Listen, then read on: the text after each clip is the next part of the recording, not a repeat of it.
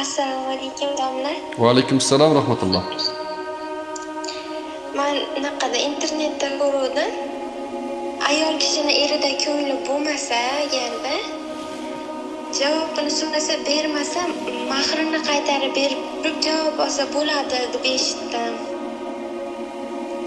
Agar eri mahr bermagan bo'lsa nima qiladi? Shuni so'ramoqchi edim.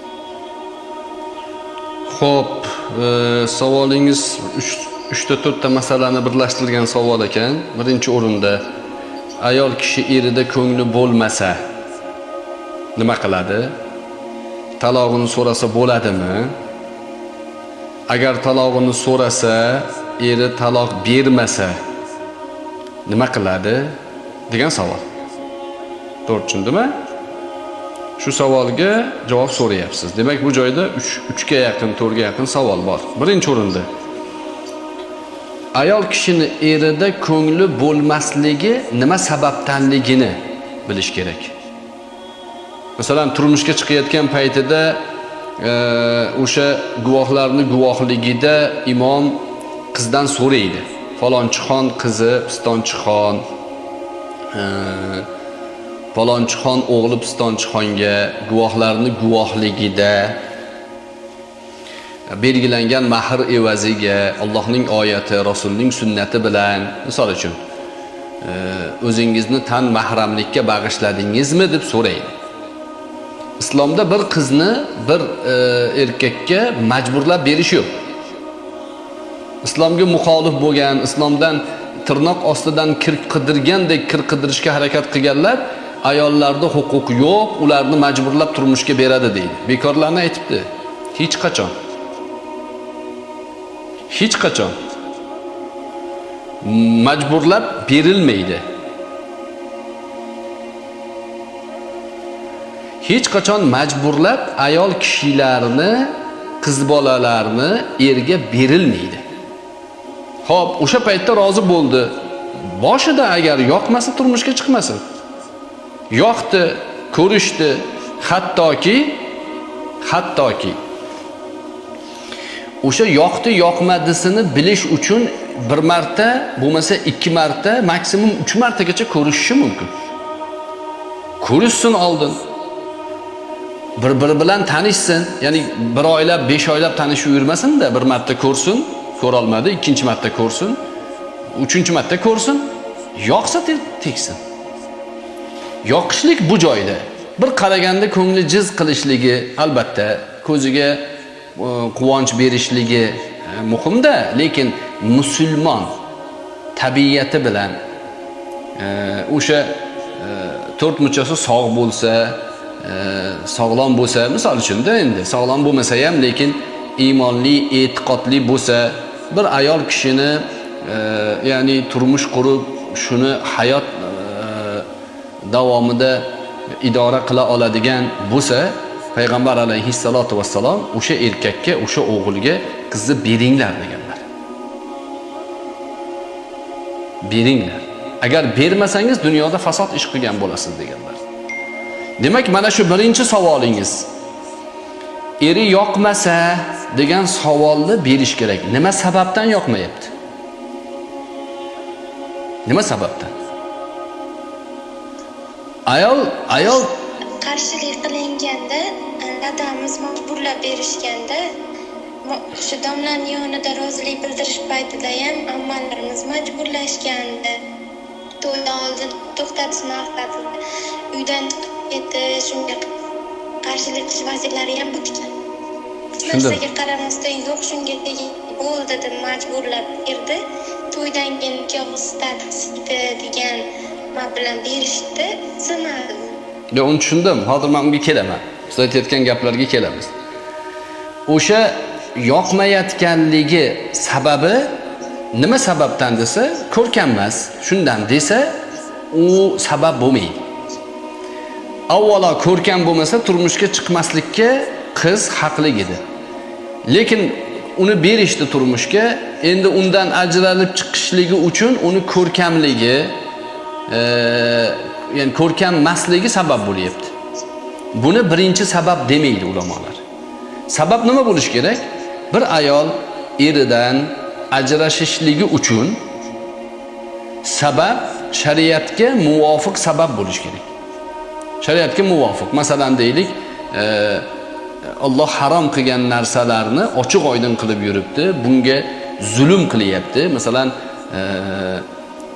urib oyog'ini sindirib qo'ydi, qo'lini sindirib qo'yyapti, qo'liga pichoq ko'tarib quvib yuribdi oshxona, misol uchun. Bular ajrashish sabablari shular. Shunaqa sabablar bilan xotin talog'ini so'rashga haqqi bor.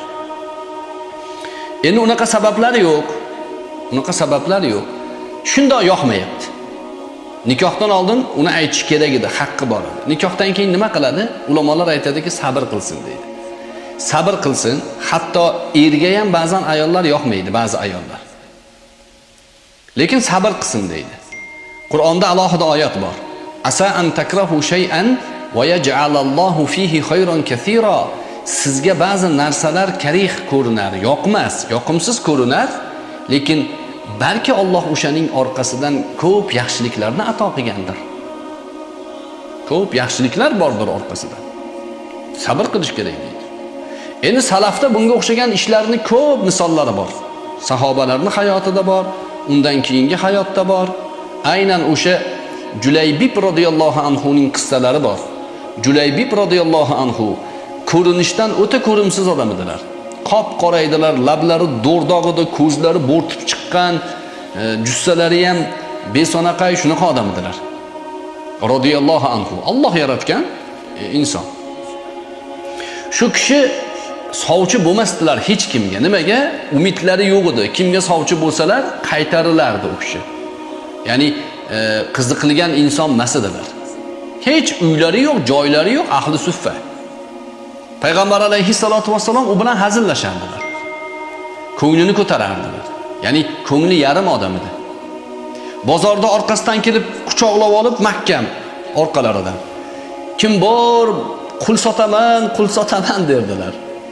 Desalar, Julaybib Rasululloh ekanliklarini bilib qolib, "Ya Allohning rasuli, meni bozorga qo'ymang, kasodga uchraysiz, hech kim sotib olmaydi meni" derdi. Mana shu Julaybibga Nabiy sallallohu alayhi vasallam uylanmaysanmi dedilar. Endi qatta dedi u kishi. Pulim yo'q, molim yo'q, uyim yo'q, husnim yo'q, hech narsam yo'q. Kim tegadi menga dedi. Men o'zim sovchi bo'laman dedilar. Va mahallada ko'pchilikning tiliga tushgan, juda ko'rkam, juda taqvoli, juda husnda tengi yo'q bir qizni oilasiga sovchilikka bordilar payg'ambar alayhissalom. O'zlari kelib eshikni taqillatganlarida qizni otasi chiqdi. "Labbay ya Rasululloh" dedi. "Qizingiz bor ekan, sovchilikka keldim" dedilar. Xursand bo'lib ketdi ota. Nimaga? Rasululloh o'zlariga so'rayaptilar deb o'yladi u. Rasulullohni kuyov qilaman deb sahobalar orzu qilardi. Qaniydi qizimni Rasululloh olsa deb. Islom dushmanlari payg'ambar alayhissalatu vassalomga nisbatan u kishi xotinboz bo'lgan degan gapni taqayotganda g'irt tuhmatchi bo'ladi bular. Payg'ambar alayhissalom har qanday xonadonga borib qizingni ber desalar qo'shqo'llab berardi odamlar. Ha bu odam ham shunaqa deyapti. Qizi eng go'zal ko'rkam qizlardan qizingga sovchilikka keldim desalar xursand bo'lib ketganidan Allohning rasuli sizga qizimni beraman dedi. Deganda yo menga emas dedilar. Rozi bo'lib turgan ota Rasululloh menga emas deganlarda o'ylanib qoldi. Kimga ya Allohning rasuli? O'sha mashhur Julaybibga dedilar. Madina ahli Julaybibni tanirdi, bilardi kimligini. Rangi oqarib ketdi otani. Ya Allohning rasuli, Julaybibga bo'lsa men bir og'iz maslahat qilay ayollar bilan dedi. Bo'pti, maslahat qil dedilar. Kirib ketdi. Kirib ketib xotiniga aytdi. Ey xotin, Rasululloh keldilar. Ey maşallah. La havla va la quvvata illa billah. Tinchlikmi dedi. Qizimizga sovchi bo'lib ketdilar. O alhamdulillah dedi. Beramiz albatta Rasululloh sovchi bo'lganlardan keyin qizni beramiz dedi. Xotin ham xursand. Shunda aytdiki, o'zlariga so'ramayaptilar dedi. Kimga so'rayaptilar? Julaybibga so'rayaptilar dedi. Eyvoh dedi ona. Yo'q, Julaybibga beradigan qizim yo'q dedi. Julaybibga beradigan qizim yo'q. Nima qilsangiz ham qaytaring. Men bermayman Julaybibga dedi. Julaybib mashhur odam Madinada. Bermayman dedi. Ona shunaqa. Shunda endi er nima qilishni bilmaydi. Rasululloh kelganlar, qanday qaytaraman? Men bermayman Julaybibga, nima deyman? Mana shunaqa gap bo'lib turadi. Narga hujrada turgan qiz gapni eshitib qoldi. Keldida ota dedi, ona dedi, nima anaqa qilyapsizlar? Senga sovchi bo'lib kelishibdi. Kim sovchi? Allohning rasuli. Kimga? Julaybibga. Sizlar hozir Alloh va rasulining talabini qaytarasizlarmi dedi qiz. Qizni qarang. Alloh va rasulini qaytarasizlarmi hozir? Allohning rasuli sizlardan bir qizinglar bor ekan so'rab kelyapti. Yo'q, bermaymiz deysizlarmi? Hayhot dedi. Hayhot. O Julaybibni yuziga qaramanglar. Julaybibni sovchisining yuziga qaranglar dedi. Allohning rasuliga qaranglar dedi. Men roziman dedi. Shunda ota chiqib turib payg'ambar alayhissalomga qizim rozi tegadi dedi. Payg'ambar alayhissalom Julaybibga borib aytganlarida roza o'ynagan, xursandligidan. Berdimi ya Allohning rasuli qizini ya menga berdimi degan. Ha, senga berdi deganlar. Juda xursand bo'lgan. Ko'p yashamagan shu odam, shu nikohda ko'p yashamagan. Ozgina fursatdan keyin borib jihodda shahid bo'lgan. Shahid bo'lganda payg'ambar alayhissalatu vassalom jihoddan keyin o'zlarining askarlariga, sahobalarga aytganlar, falonchi qani, falonchi falon joyda, pistonchi qani shahid bo'ldi. Julaybib qani deganlar. Julaybib ko'rinmayapti. Qidiringlar, qidirib borib qarasalar, payg'ambar alayhissalatu vassalom qonga belanib yotibdi. Julaybib shahid bo'lgan. Buni hikoyasi bor, sahih rivoyatlarda kelgan. Bu nima uchun keltiriladi? Ko'rimsizligi uchun, yoqimsizligi uchun menga yoqmayapti deb o'sha erdan taloq so'ragan xotinga boshqa birorta er yoqmaydi, aytib qo'yay. Keyin boshqa er ham yoqmaydi. Alloh taolo uning qalbidan o'sha taqvo lazzatini olib qo'ygandan keyin bo'ldi. Alloh asrasin, juda ko'p ayollarni o'sha yengiltakligining sabablaridan bittasi shu. Birinchi erga qanoat qilmagan. Keyin boshqa erga zotan qanoat qilmaydi. Sabr qilish kerak. Ya'ni ibodati bormi, taqvosi bormi, yoki ibodatga moyilligi bormi, yoki shu ermi? Ha, ermi shu? Ha, er. Sabr qilish kerak. Toki o'sha pichoq suyakka borib qadaradigan vaziyat bo'lsa, unda boshqa gap. Hazrati Umar radhiyallohu anhu ning oldilariga boshqa rivoyat endi. Bir ayol kelib eridan shikoyat qilgan. Men degan erim yoqmayapti, men taloq so'rasam maylimi degan. Deganda Hazrati Umar radhiyallohu anhu bu xotinni eriga itoatsizlar jumlasidan bilib, eng sassiq bir xonaga qamab qo'yganlar. Sassiq xonaga qamab qo'yganlar. Jazo sifatida. 1-2 kun turgan o'sha joyda. Keyin chiqarib olib aytganlarki, endi tavba qilasanmi degan. Deganda, ey Umar Amirul Mu'minin, turmush qurganimdan beri shu 2 kun rohat qildim degan. O'sha sassiq xonada eng rohat qildim degan. Ya'ni er cho'milmas ekan, sassiq ekan, o'ziga qaramas ekanda, xullas. Masalaning mohiyatida shunaqa gap bor. Keyin erni chaqirganlarda buni uzugini olib bo'lsa ham xulu qil deganlar. Ya'ni o'shnaqa darajada bo'lsa, unda tabiat, ya'ni ko'tara olmaydigan vaziyat bo'lsa, shariat taloqni joriy qildi. Shunaqa vaziyat bo'lsa, unda ayollarning huquqi bor. Lekin o'sha huquqda ogohlantirish bor. Nabiy sallallohu alayhi vasallamdan rivoyat bor. Ya'ni bir hadis bor. Payg'ambar alayhissalomdan Abu Dovud rahimahulloh rivoyat qilganlar, sunanda aytganlarki, Rasululloh sallallohu alayhi vasallam innal muqtaliat wal muntaziat hunnal munafiqat deganlar. Eri bilan ha deb talashaveradigan, tortishaveradigan, eriga ha deb gap qaytaraveradigan ayollar, xuda behudaga sababsiz erimdan ajrashaman deb, xulu qilaman deb, ha deb shunaqa ishni qilaveradigan ayollar hunnal munafiqat deganlar. O'sha ayollar aniq munofiq ayollar.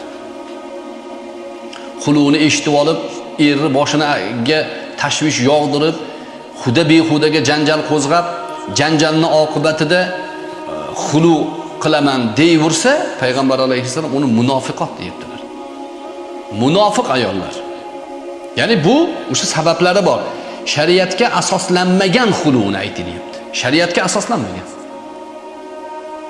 Uni aralashib boshini aylantirgan, bunisi aralashib boshini aylantirgan, o'zi ham ya'ni bitta erga qanoat qilmaydigan bo'lib qolgan. Kelib talog'imni bering. Xulu qilaman deyversa, payg'ambar alayhissalom bu munofiq dedilar. Bu ayollar munofiq ayollar. Wa ma min imra'atin tas'alu zawjaha at-talaq min ghayri ba'sin fatajida rihal jannah aw qala raihatal jannah. Shunda lan kalimasi tushgan. Ya'ni nima degani? Biror ayol deyaptilar. Biror ayol eridan hech qanday sababsiz taloqni so'rasa, jannatning hidini topolmaydi. Jannatning hidini topolmaydi.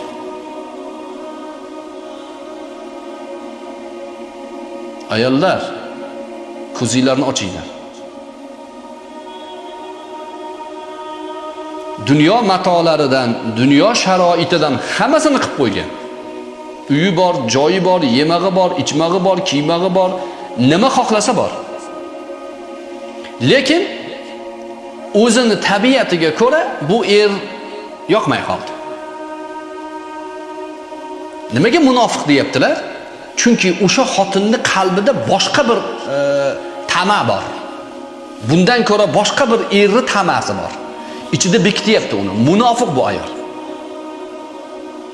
Nimaga taloq so'raydi? Uyi bo'lsa, joyi bo'lsa, ibodati bo'lsa, safar qilamansa imkoniyati bo'lsa, dam olaman desa imkoniyati bo'lsa, ilm o'qiyman desa imkoniyati bo'lsa, hamma sharoiti bo'lsa. Nima uni sabab taloq so'rashlikka?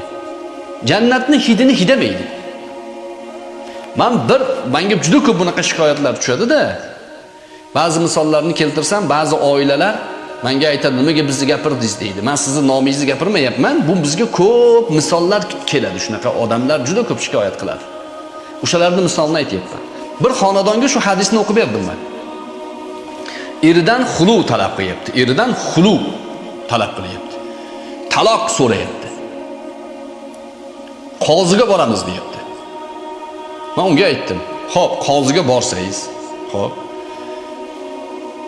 O'sha qozi bu noto'g'ri, bu yashaysizlar desa, qozining gapini olasizmi desam, yo'q deyapti.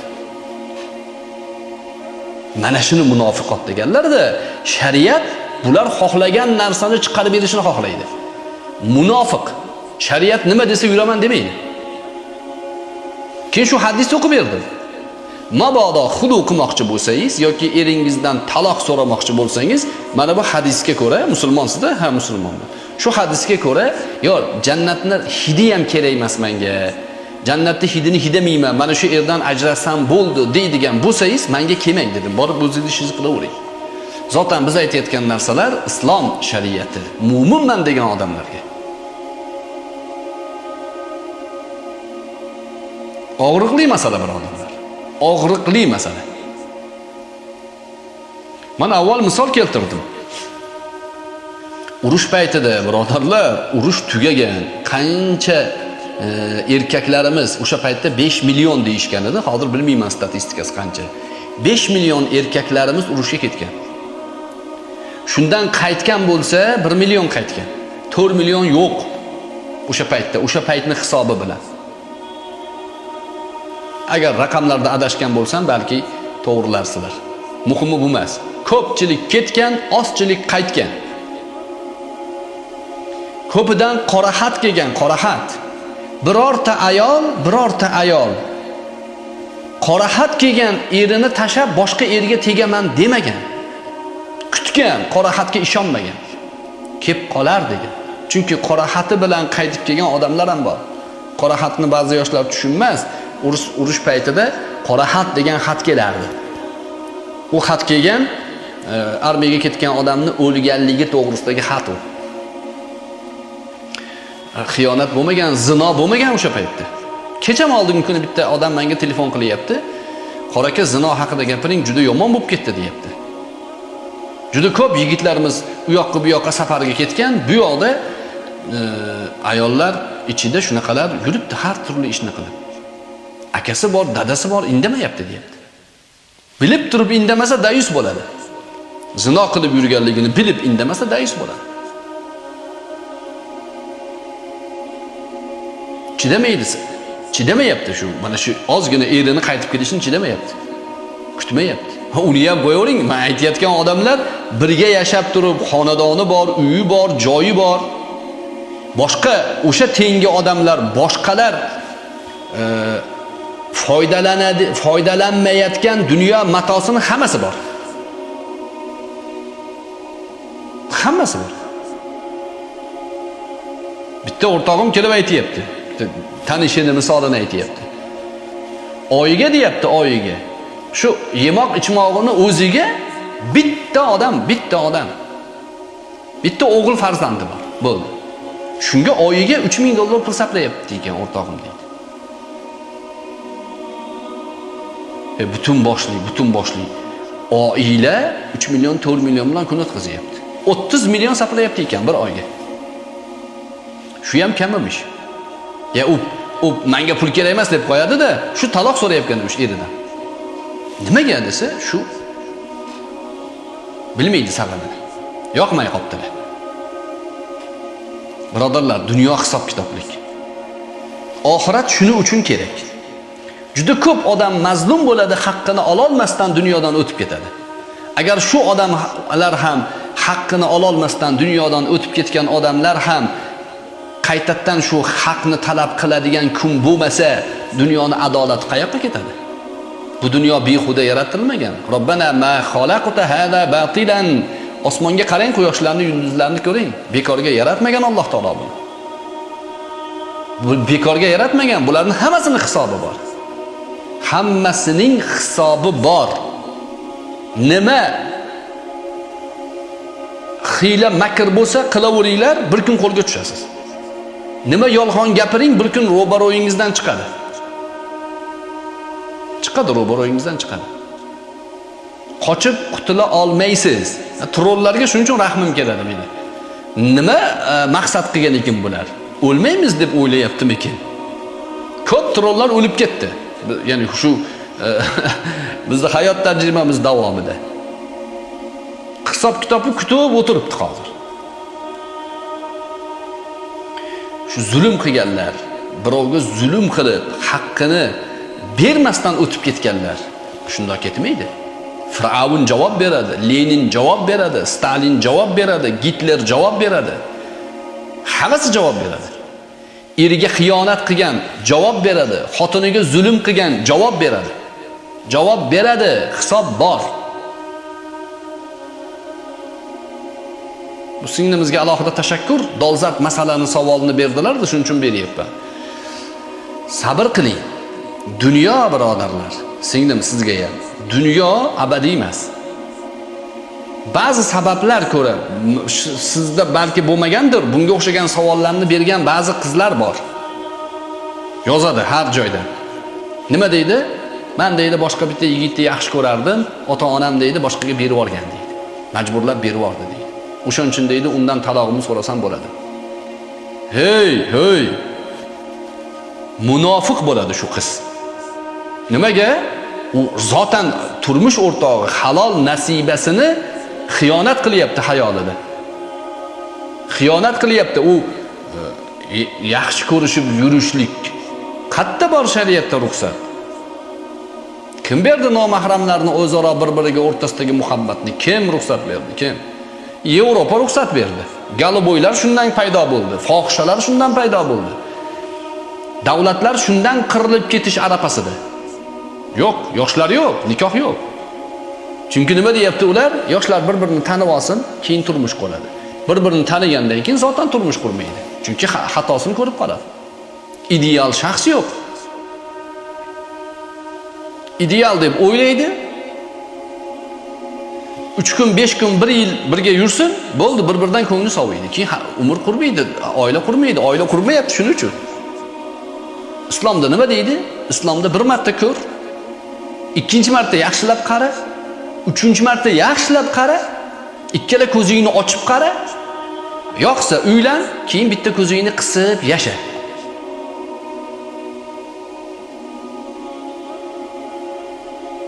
Keyin aybidan ko'zingni yum. Zotan yashaganingda ayblari chiqadi, uni xatolari chiqadi, bildir qiladigani bo'ladi. Quloqni yumib indamay sabr qil. Sabr qil. Shariat shunaqa deydi. 2 marta, 3 marta bir-birini ko'rsin, bo'ldi. Ko'zi ochilmasdan nikohlab yuborsin. Oila qilib yuborsin. Bir narsa qilib sabr qilib tursa, Alloh nasib qilsa bola beradi. Bola tug'iladi, bola o'rtada ya'ni oilani mustahkamlaydi. Ani quloqni qomatga keltiradigan bilan emas, bola bilan endi ovora bo'ladi. Yana ozgina sabr qilib tursa, ikkinchi, uchinchi bola bo'lib qolsa, alhamdulillah oila mustahkam bo'ladi. Lekin payg'ambar alayhissalatu vassalom sahobalarga aytganlar, oilada mehr muhabbat muhim. Oilada va ja'alna baynahuma mawaddatan va rahma degan. Ya'ni ikkala er xotinning o'rtasiga Alloh mawaddatni, rahmatni tushirib qo'ydi. Mawaddat birodarlar, muhabbat shu. Rahmat bu mehr bu. Oila faqat muhabbat bilan yurmaydi. Oilada muhabbatning yonida mehr bo'lish kerak, rahm bo'lish kerak. Muhabbat bilan 3 kun bir-birini ko'rganda muhabbat bilan turmush qurib oladi, keyin bir-biriga rahmi kelib yashaydi. Shu bechoralar ham endi deydi, olganman oilaga deydi. Bu real haqiqatlar birodarlar. Bizning haqiqatlarimiz. Voy deysizmi, dod deysizmi, bizning haqiqatlarimiz. Muhabbat yo'qolmasa, mehr qo'shilsa, mustahkam oila bo'ladi. Shuning uchun aytdilar, "Voy" dedilar payg'ambar alayhissalom. Ahli kitoblarni ko'rmaysizlarmi? Farzand ko'rmasa ham 70 yil, 80 yil bir-birini yelkasiga boshini qo'yib yashaydi shular. Bir-biriga rahmi kelib yashaydi. Ozgina bir-biriga yoqmay qolsa taloq so'raydi. Taloq so'ragan xotin shar'iy asos keltirib bera olmasa, o'sha xotin munofiq. Shar'iy asos keltirib bera olmasa, shar'iy asosni aytdim.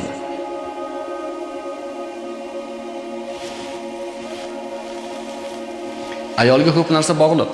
Men bir misolni keltirgandim. Men Namangan viloyat Chust tuman Karkidan qishlog'ida yashayman, tug'ilganman. Karkidan qishlog'ida juda ko'pchilik yaxshi biladi. Keksalar, yosh kattalar biladi. Men Lomonosov nomli maktabda, Lermontov nomli maktabda o'qiganman. Hozir Xumo nomi o'zgargan. O'sha Lermontov nomli maktabning direktori bo'lardi. Alloh rahmat qilsin. Bozorov domla derdik, ximiyadan darsga kirardi. Shu kishi SSR paytida ateist bo'lgan. Xudosiz, dinsiz ta'limni qurbonlardan bo'lgan. Ziyoli inson, axloqi juda zo'r odam edi. Shu odam maktabda hattoki roza tutganlarni og'zini ochirishlikda bosh bo'lgan odamlardan bo'lgan. Lekin shu odamni birodarlar, ayoli muslima bo'lgan. Faraz qiling. Qanaqa vaziyatga qolib ketganmiz biz? Namozxon bo'lgan. Namozxon. O'sha hoji ona shom paytiga ishdan keladi, chuchvarani yaxshi ko'rar ekan, mantinimi, chuchvarani yaxshi ko'rar ekan domla Bozorov. Qattiq qo'l bo'lgan oilasiga ayolini namoz o'qiganligini ko'rsa urib tepar ekan. Bizda taxmon deydi, ko'rpalarni taxlab qo'yadigan joy bo'ladi, ko'rpachalarni. O'sha joyi ko'rpachalarni olib qo'yib, o'shani ichiga kelib pardani qo'yib o'qir ekan. Ushlab olsa urar ekan xotini namoz o'qigani uchun. Shomga chuchvara tayyor bo'lish kerak, bo'lmasa janjal bo'ladi. Kelinlarga aytar ekanki, menga gapirmay tur. Men chuchvarani tugayotgan paytimda ham shomimni o'qib olishim kerak deb, o'sha joyda shomni o'qib olar ekan. Ilmiy ma'noda, shar'iy ma'noda, fiqhiy ma'noda uni namoz emas deyishingiz mumkin. Lekin bu odamlarning ixlosi hech kimda yo'q. Shunaqa sabr bilan yashagan, o'sha odam bilan sabr bilan yashagan. Ozgina sababga, ozgina aybga u odamlarni ayblab taloq so'rayveradigan xotinlar, qizlar, yoshlar, ko'zingizni oching. U TikTokdagi ming'ir-sing'ir, YouTube'dagi har turli ko'rinishdagi gaplarga aldanmang, oilani o'ylang, turmush qurdingizmi, baxtingiz. Qancha qizlar turmushsiz o'tib ketyapti. Keyin nima bo'ldi deng? Mustaqil bo'ldik. Islom odamlarga yetib keldi. Mustaqillikni eng katta yutuqlaridan biri e'tiqod erkinligi keldi. Biz dinimizni qaytadan o'rgana boshladik. Nima bo'ldi? Bizning qishloqda 13 ming aholi bor. Biror dona qori bo'lmagan, biror dona hoji bo'lmagan. O'sha paytda hajga ruxsat bo'lib qoldi. Nima bo'ldi? Haligi ona hoji onani duolari bilan, sabri bilan domla Bozorov iymonga keldi. Qishloqda eng ya'ni peshqadam ziyoli dindorlardan biriga aylandi. Ximiya bo'yicha kuchli mutaxassis, maktab direktori. O'sha SSR paytini o'rganinglar, maktab direktori ancha-muncha odamdan kuchli bo'lgan, hokimdan kuchli bo'lgan. Maktab direktori. Musulmon bo'ldi. Hajga birinchi shu hoji ona bilan Bozorov domlaga ruxsat chiqdi. Bitta qishloqdan ikkita odamga ruxsat bor edi, shularga ruxsat chiqdi. Qishloqda birinchi bo'lib hojga shu ikkita hoji ona, hoji ota borib keldi.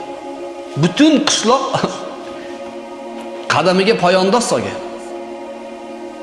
Poyandoz solgan, borib hamma olib kelgan zamzamadan ichgan. Men ham borib zamzamdan ichganman shu domlani. Maktabda men yaxshi o'qiganman, domla meni ko'p masalalarda ziyoli odam edi. Biz she'riyatga, adabiyotga qiziqardik, olib kirib olib she'r ayttirardi domlalarni ichida, maktablarda, sinflarda. Shu odam, shu ayolning sabri bilan katta yutuqqa erishdi. Kalkidon qishlog'iga borib so'raylar, o'g'illari tirik, hammasi ziyoli insonlar. Qishloqning eng oldi insonlaridan. Meni gapimni eshitib turganlari tashashadi ahli ko'rasizlar. Bular inshaalloh ba'zi masalalar uchun meni ma'zur ko'radilar-da, lekin bu bor holat. Ayolga ko'p narsa bog'liq. Erkak zotan ko'chadagi katta yukni ko'tarib keladi. Uyga kelganda ayoliga qarab ko'zi quvnagi keladi. Gaplashib qalbi taskin topgisi keladi. U bilan yelkama-yelka qo'yib, qo'llarini bir-biriga ushlasa gunohlari to'kiladi-ya. Shundoq imkoniyatni tashab, talog'imni bering, xulu qilaman. Xulu qilishni o'rganmoqda bu ishto'ttasi. Birodarlar, Alloh insof bersin. Ehtiyot bo'lishimiz kerak. Mahr belgilanmagan bo'lsa-chi deyaptilar savolning davomida. Mahr belgilanmagan bo'lsa, mahr misl sobit bo'ladi. Mahr misl qanday o'lchanadi desa, o'sha qizni tengi lari qancha mahr oladi. Bu bir. Ikkinchisi, o'sha qizni ammasi qancha mahr olgan, onalari qancha mahr olgan, o'sha qizga nasabidagi ayollar qancha mahr olgan. O'sha mahrning misli o'sha ayolga sobit bo'ladi. Yigit mahrni to'lash kerak bo'ladi. Menimcha meni bu nasihatimni to'g'ri qabul qilasiz.